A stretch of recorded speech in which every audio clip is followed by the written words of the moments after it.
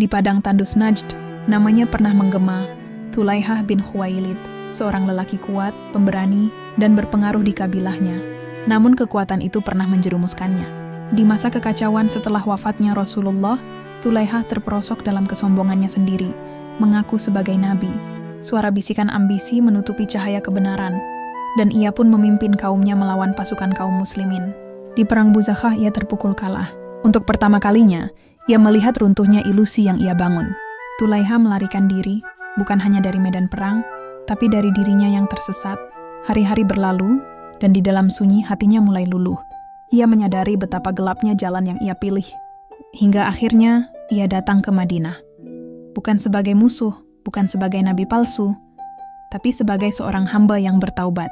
Ketika berdiri di hadapan Umar bin Khattab, para sahabat masih mengingat masa kelamnya, tapi Islam adalah agama yang membuka pintu bagi siapapun yang kembali.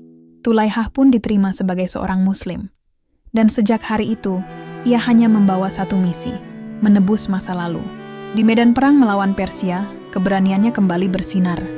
Namun kini dia berperang bukan untuk dirinya, tapi untuk Allah. Dalam perang Qadisiyah, Nahawand, dan berbagai pertempuran besar, ia maju di barisan terdepan. Para panglima memujinya. Para mujahid menjadikannya teladan keberanian, dan sejarah mencatat bahwa lelaki yang dahulu tersesat akhirnya gugur sebagai pejuang kebenaran.